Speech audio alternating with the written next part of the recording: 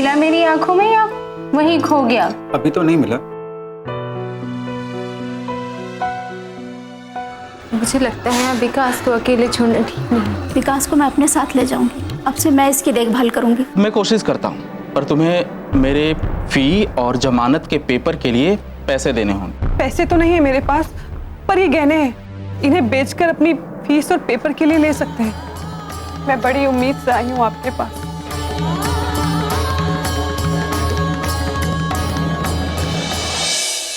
मैं बड़ी उम्मीद से आई हूँ आपके पास।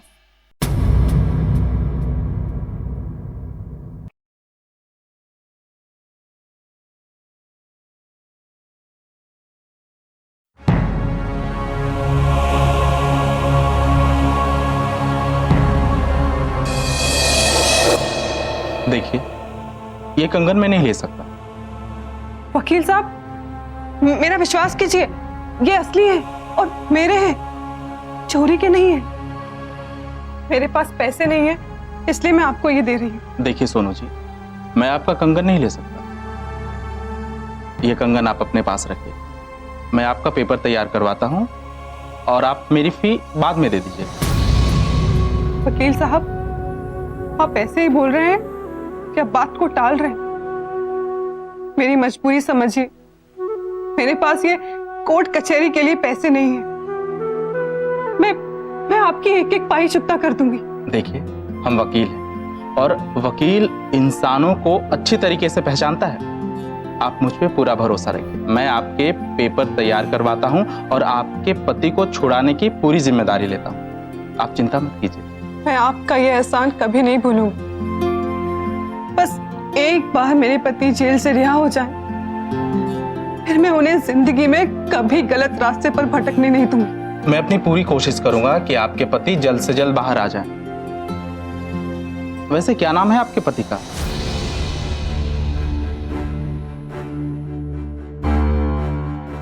देखिए, मैं जानता हूं एक भारतीय नारी जीवन भर अपने पति का नाम नहीं लेती। ये हमारा संस्कार है, पर कागजी कार्रवाई के लिए बहुत जरूरी है। इस केस में वो प्रधान और एक औरत भी है ना, आप उनका नाम बताइए, मैं उसी के आधार पर फाइल निकलवा लूंगा। उस प्रधान का नाम पूरन चंद है और उस औरत का नाम मालती। वो इनके साथ ही अस्पताल में काम करती थी। ठीक है, काम हो जाएगा। वकील साहब, आप जज साहब से कह के जल्दी से जल्दी उन्हें रिहा करा दीजिए ना। आप कहें तो मैं जज साहब के पांव पकड़ लूं। सोनू जी, ये अदालत का मसला है और हर काम कानून के हिसाब से होता है। आप घर जाके आराम कीजिए और बिल्कुल चिंता मत कीजिए। वकील साहब, अब आपका ही सहारा है। हमारे लिए तो आप ही भगवान हैं। मेरे घर को उजड़ने से हम आप ही बचा सकते हैं। सोनू जी, ये हमारा कर्तव्य है। जिस तरह डॉक्टर लोग का कर्तव्य है मरीजों का जान बचाना, वैसे वकीलों का भी कर्तव्य है न्याय दिलाना। आप फिक्र मत कीजिए, हम आपका केस पूरी ईमानदारी से लड़ेंगे और आप परेशान ना हो। मुझे कभी भी आपकी जरूरत पड़ेगी तो मैं आपको बुला लूंगा। अगर आपको किसी तरीके की परेशानी हो तो आप मुझे इस नंबर पे कॉल कर सकते हैं।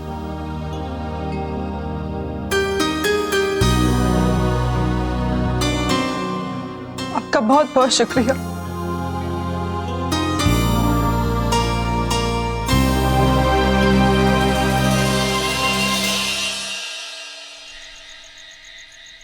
जानती हैं ईजा, जैसे हमने सोचा था बिल्कुल वैसा ही हुआ है।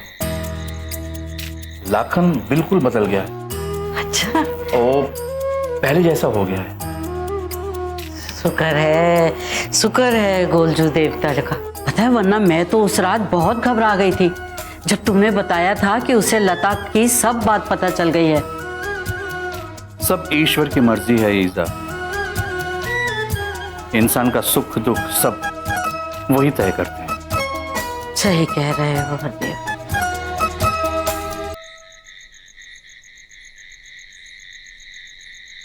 क्या बात है चेली?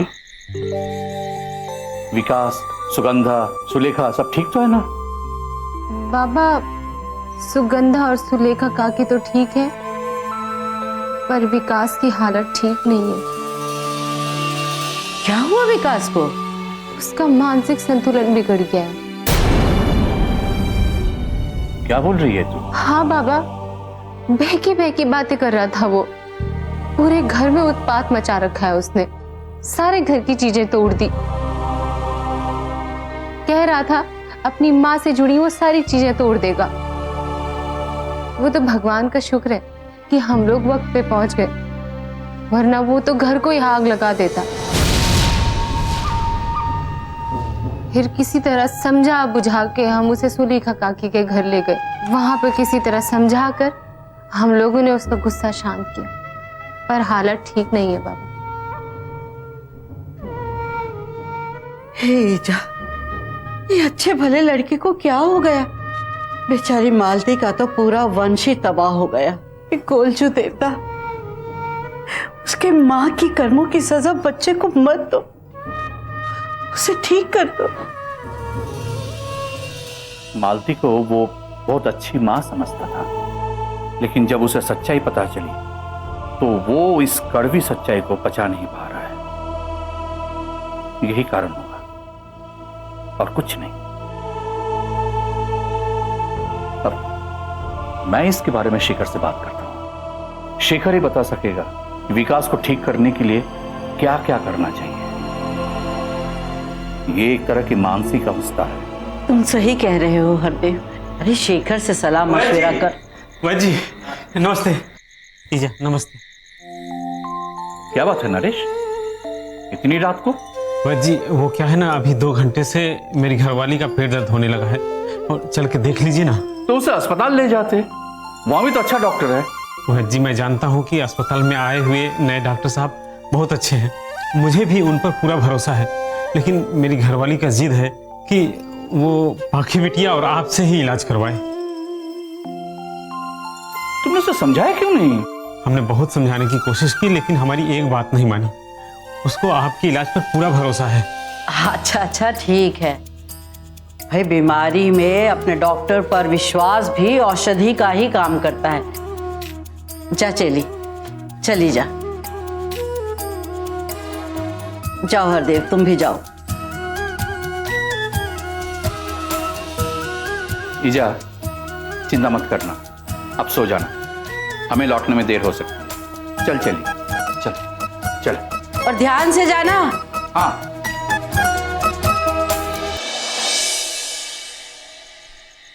एक जोड़ एक बराबर 2, कितना? 2 जोड़ 1 बराबर 3, कितना? 3।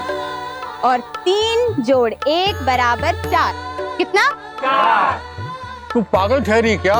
कल तो तूने बताया कि 2 और 2 4, और आज तू कह रही है कि 3 और 1 4। लगता है फौजी को बताना पड़ेगा कि चेली को बादाम खिला, बादाम। बादाम किधर है? बादाम कहाँ है? बादाम काका, मैं देख रही हूँ आप ना बहुत लापरवाह हो गए। पढ़ाई के वक्त आपको नींद आ रही होती है। क्या करूं चेली, दिन भर खेत से फुर्सत मिलने वाली ना ठहरी, फिर ये जोड़ घटाओ कहाँ मगज में घुसेगी। अरे ऐसे क्यों बोल रहा है ठहरा? एक तू ही काम करता है क्या? अरे हम औरतें तो घर का और खेत का दोनों काम करती हैं, फिर हम नहीं पढ़ती क्या?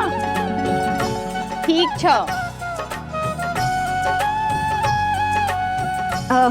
हम आज की पढ़ाई यहीं खत्म करते हैं, बाकी का कल पढ़ेंगे, ठीक है?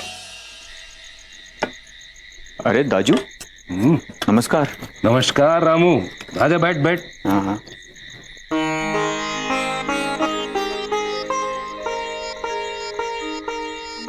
दाजू, आप ये सब काम? सुगंधा बिटिया कहाँ है? चेली अभी स्कूल से आई नहीं है,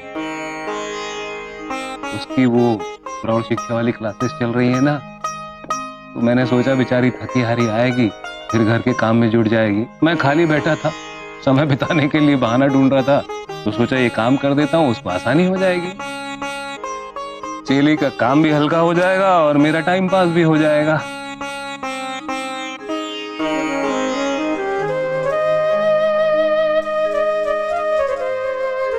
रामू, सोच रहा है तू? कुछ नहीं दाजू, बस आपको ये सब काम करते देखकर थोड़ा ताज्जुब हो रहा है। इसमें ताज्जुब की क्या बात है रामू? अरे पगले, काम तो काम ही होता है, हैं?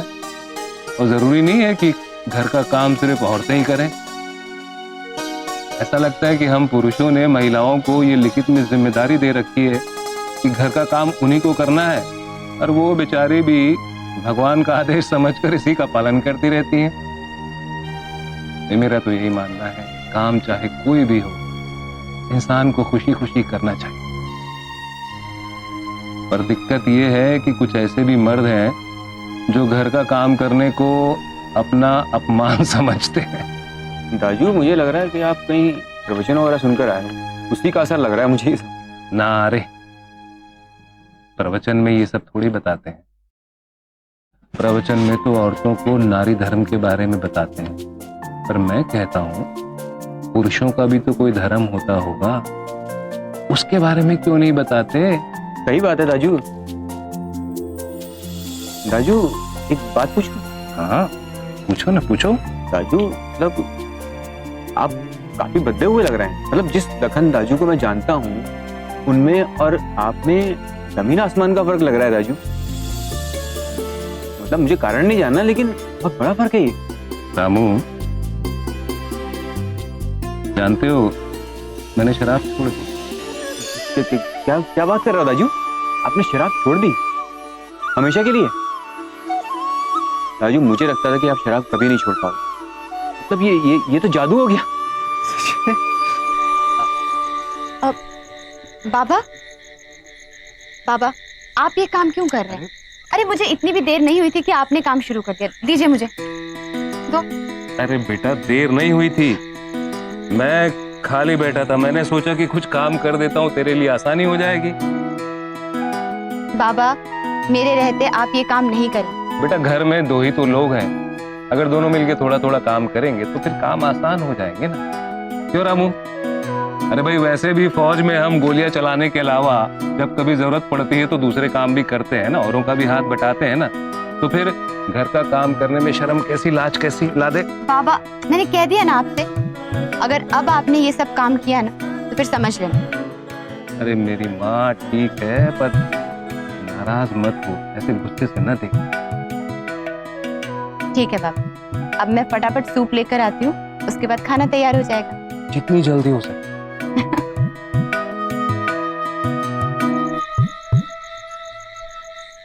जानते हो रामू, मैं एक तरह का मूर्ख था। पिछले कई सालों से हर बात पे मैं परशुराम बन जाता था। ये भी कोई बात हुई भला? किसी भी बात को पहले अच्छे से सोचो, समझो, विचारो, तर्क करो, उसके बाद ही तो कोई राय देनी चाहिए, है कि नहीं? लेकिन दाजू, ये अचानक आपको ऐसा क्यों लग रहा है?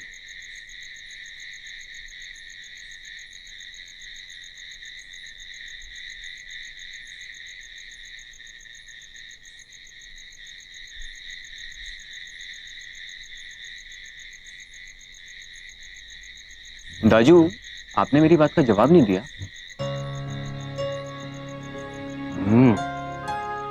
सूप बड़ा टेस्टी है ना रामू? पता है, मैंने कई बार कई सालों से बनाने की कोशिश की, पर ऐसा टेस्टी कभी नहीं बना, है ना? टेस्टी है ना दाजू एकदम स्वादिष्ट, मतलब मजा आ गया। लेकिन दाजू, वो क्या बात थी, वो तो बताइए। अरे क्या बताना है यार, अभी गर्मा गर्म सूप का आनंद लो, आनंद लो।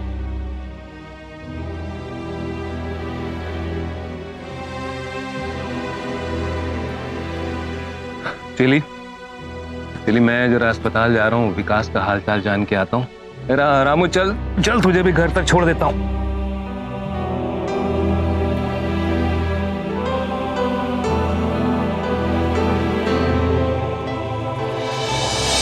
विकास, तू क्या कर रहा है ये आधी रात को? जाके अपने कमरे में आराम कर। फेंक दे ये सब सामान। क्या पूजा, अगरबत्ती? विकास, तू सुन क्या? जय जय जय।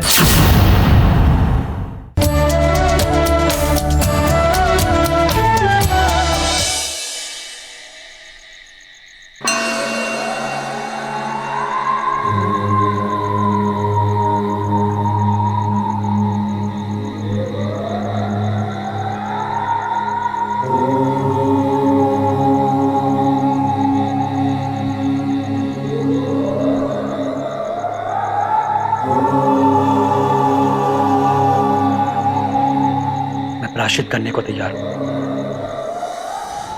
बोल क्या करूं? तुझे खुश करने के लिए मैं क्या करूं? बोल जल्दी। तुम जिससे खुश हो जाओगी मैं वही करूंगा। बोल जल्दी, बोल क्या करूं? जय जय जय।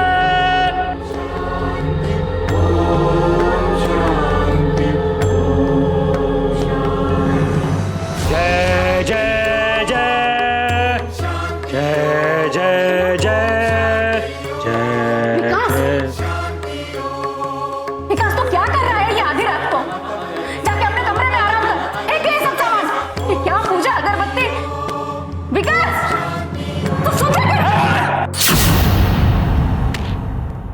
जय जय जय जय जय जय। भगवान, ये विकास को क्या हो गया? ये तो बिल्कुल पागलों जैसी हरकतें कर रहा है। मैं इसे कैसे संभालूंगी? इसको विकास लग ही नहीं रहा।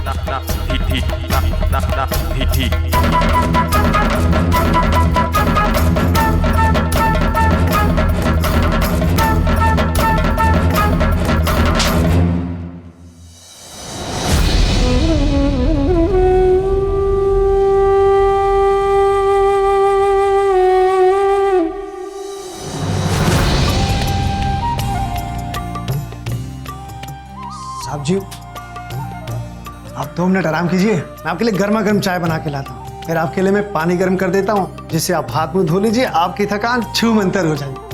सखाराम, जब हम दोनों यहाँ पे रहते हैं तो काम भी हम दोनों भी कर सकते हैं।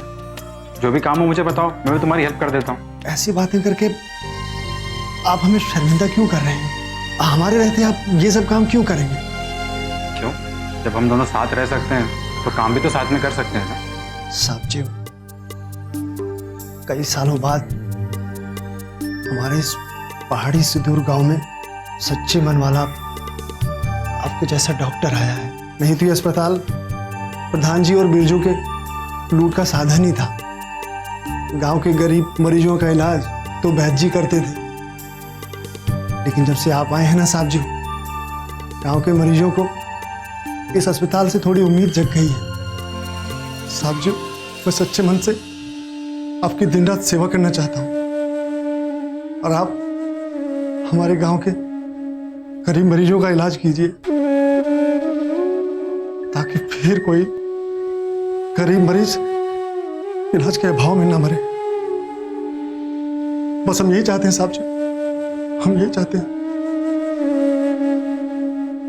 सखाराम, तुम जैसे सरकारी कर्मचारियों पर देश को गर्व महसूस होना चाहिए, जो अपनी नौकरी को एक पैसों का जरिया ना समझकर लोगों की सेवा को अपना धर्म समझते। ये सिस्टम तुम जैसे लोगों की वजह से ही आज तक जिंदा है, वरना पूरन, बिरजू, मालती, इन सब लोगों ने तो पता नहीं सिस्टम को कब से खत्म कर दिया होता। आज तुम्हारे ये विचार जानकर सखाराम मैं गर्व महसूस कर रहा हूं। तो मुझे तुम जैसे ईमानदार ख्याल के इंसान के साथ में काम करने का मौका मिला। I am proud of Sakharam. साहब जी, मैं तो छोटा सा चपरासी हूं साहब जी।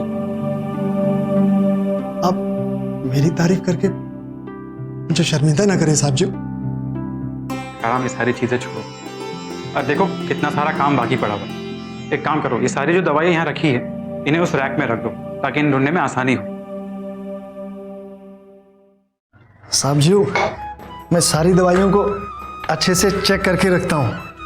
बिल्कुल।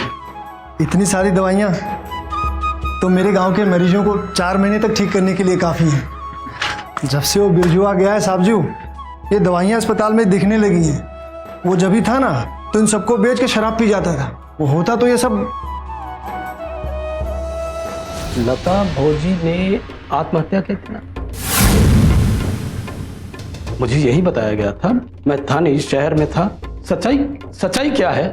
लता काकी ने यूं ही अपनी मर्जी से आत्महत्या नहीं की थी, उन्हें खुद की जान लेने के लिए विवश किया गया था।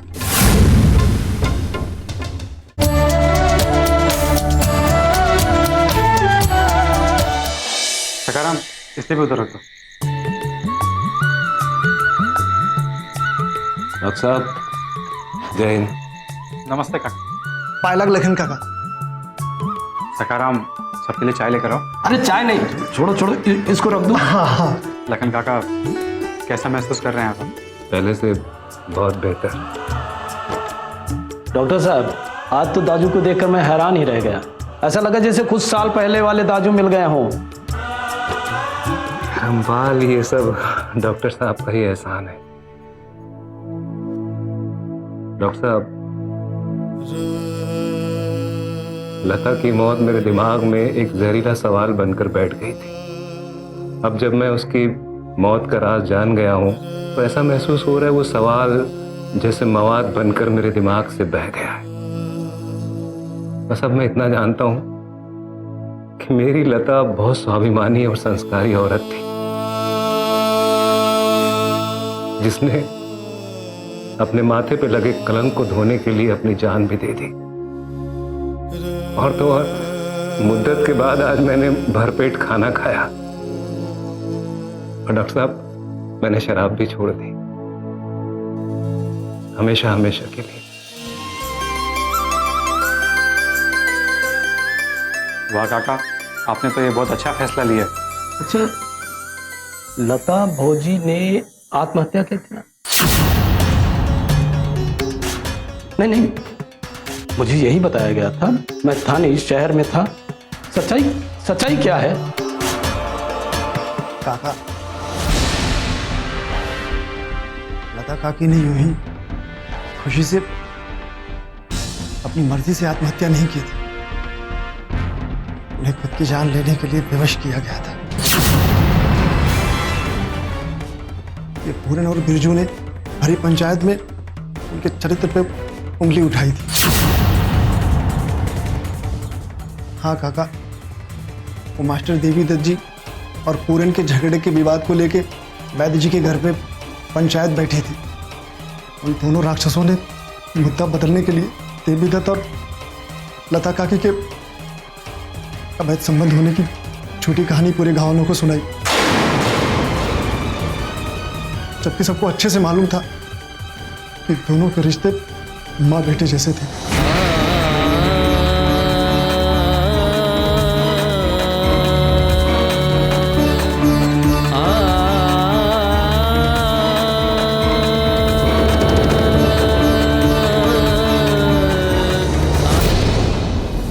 शेखर बाबू ने कहा था कि इस राज को जानने के बाद लखन काका के व्यवहार में बदलाव जरूर आएगा। वो अपनी पत्नी को इतना कायर नहीं समझते थे। उनको ये बात समझ नहीं आ रही थी कि अचानक लता काकी ने आत्महत्या क्यों की। और इसी पहेली से लड़ते झगड़ने के कारण उनके मन में गुस्से के बादल उमड़ते रहते थे। उनके मन में जितने भी कड़वे प्रश्न थे, सच्चाई के बादलों ने उनको धुल दिया।